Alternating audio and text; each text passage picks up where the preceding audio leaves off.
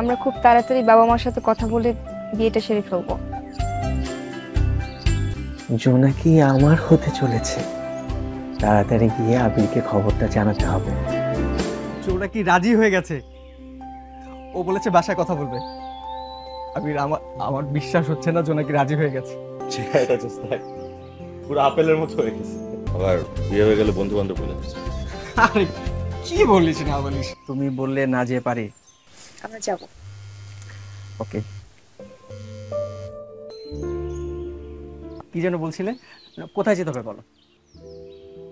কি রে, ফোন ধরে না? কি অবস্থা তোদের? গতকাল জোনাকির বাবা মার বিবাহ বার্ষিকী ছিল, আমি সুযোগ বুঝে বলে ফেললাম, তারাও রাজি হয়ে গেল। আমাদের সম্পর্কে তারা ভীষণ খুশি।